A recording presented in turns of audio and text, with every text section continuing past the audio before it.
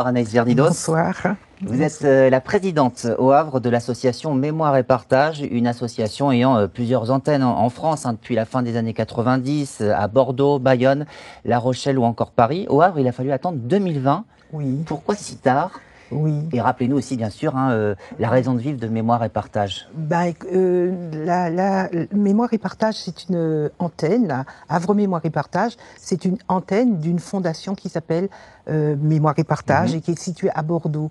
Et cette fondation, elle est dirigée par Carfa Diallo, qui est le directeur fondateur de cette fondation-là. Et notre travail consiste à faire réfléchir les gens, à mener une mémoire, à faire un travail de pédagogie apaisée sur la mémoire de l'esclavage et du racisme. Donc, Mémoire et Partage à Bordeaux a commencé ce travail il y a plus de 20 ans. Et ils sont venus à plusieurs reprises au Havre. Il y a eu quand même des actions, mais le fait que ça se monte en association pleinement Havre, il a fallu attendre 2020. Est-ce que vous croyez que c'est parce qu'il y avait aussi un déni encore de ce passé? Il y avait une résistance très forte, en fait, une difficulté peut-être d'assumer de manière tout à fait ouverte et pleine cette histoire qui est quand même assez particulière et assez douloureuse et difficile pour beaucoup de gens. On parle des afro-descendants, mais il y a aussi les descendants des négriers qui sont aussi concernés et qu'on a rencontrés d'ailleurs. Donc il a fallu attendre peut-être un peu de temps, la loi Taubira, voyez, pour que les choses puissent petit à petit. Et puis il fallait quelqu'un peut-être qui accepte d'incarner l'histoire de cette association. Quelqu'un comme vous, et on vous a vu avec vos collègues intervenir dans des conférences, dans des écoles. Alors vous-même, ça a été une prise de conscience, j'ai envie de dire, assez tardive. De ce passé esclavagiste de notre pays et notamment du port du Havre. Oui, parce que quand on est enfant et qu'on habite la Caraïbe, ce n'est pas une histoire que nos parents nous racontent. Nous savons évidemment que nous sommes différents, mais nous ne prenons pas pleinement la mesure de cette différence-là parce que c'est une histoire à l'époque, je vous parle de cela il y a plus de 50-60 ans, cette histoire n'était pas parlée dans les familles et avait peut-être une forme de déni ou de honte, peut-être encore. Et il a fallu du temps, il a fallu peut-être aussi la loi Taubira pour que les choses. On voit des images justement. Oui, c'est mon grand-père. Voilà. C'est mon grand-père. C'est nous quand on était petits. Moi, je suis ici. Madame Firmine Richard, qui est la marraine de l'association. Voilà, donc vous êtes né, vous avez grandi en Martinique, vous êtes venu donc en métropole en 1974. Voilà, c'est ça, pour faire des études de travailleur social, parce qu'il n'y avait pas d'école d'éducateur en Martinique.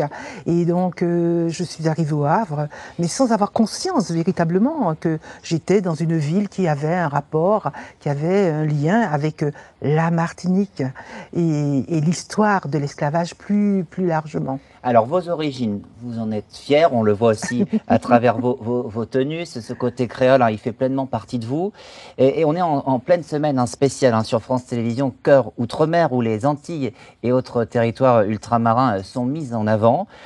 Quand on n'est pas noir, on ne peut pas toujours comprendre ce qu'est la discrimination. Je vous propose de regarder ensemble un extrait de Noir en France, documentaire très fort, diffusé sur France 2 en début d'année, et on en reparle après ensemble. Oui. Quelle est la poupée que tu préfères? Celle-là. Celle-là. Elle. Des histoires façonnées par les préjugés qui leur collent à la peau. Si on arrive et que l'une des deux est directrice générale, c'est forcément Nathalie qui est blonde aux yeux bleus. Mais je voudrais pas que mon fils épouse une noire. Les portes sont fermées, mais il faut qu'on passe par la fenêtre. Cette discrimination, vous l'avez vécue, vous, pleinement, à votre arrivée en métropole ou pas? Non, je n'ai pas le souvenir d'avoir été ciblée par une quelconque attitude ou quelconque remarque. Mais je comprends ça, je comprends cette difficulté que peuvent vivre des... enfin, j'ai peut-être beaucoup de chance, je ne sais pas. Est-ce que c'est une question d'individu ou quoi que ce soit? Ça s'améliorait selon vous dans la société? Oui, je pense qu'il y a aujourd'hui une plus grande ouverture d'esprit parce que les gens voyagent beaucoup plus, il y a beaucoup plus de diversité, il y a beaucoup plus de métissage. Donc je crois qu'il y a quelque chose véritablement qui s'est ouvert. Alors un mot quand même de ce qui s'est passé à l'Assemblée nationale. Il y a 12 jours, c'est toujours important de faire des figures de rappel. Donc un député du RN a crié qu'il retourne en Afrique, tandis qu'un député insoumis noir intervenait en évoquant le sort de migrants sur le bateau humanitaire Ocean Viking. Qu'est-ce que vous avez ressenti à ce moment-là? De la stupéfaction. De la stupéfaction, de l'étonnement, parce que un monsieur qui est censé représenter des citoyens, qui se permet dans un endroit comme l'Assemblée nationale de sortir une phrase comme celle-ci, ça m'a montré, ça m'a prouvé qu'il fallait rester vigilant, que les gens étaient peut-être aujourd'hui très décomplexés par rapport à ces histoires-là, les histoires de différence, les histoires, et puis c'est dans l'imaginaire. On a tellement inculqué à 50% de l'humanité, on lui a tellement inculqué, je veux dire les Européens, qu'ils étaient le centre du monde, que peut-être en effet, dans leur imaginaire, il y a cette prégnance qui consiste à penser qu'ils sont supérieurs aux autres, hein, qu'ils soient noirs ou autres. Hein. Restez vigilants, et je rappelle qu'il était exclu 15 jours de séance de l'hémicycle, et la Première ministre a rappelé que le racisme est un fléau. J'ajouterai aussi que c'est un délit. Merci beaucoup d'avoir été avec nous ce soir dans le 1830, le site internet de votre association qui s'est affiché également pour plus d'informations.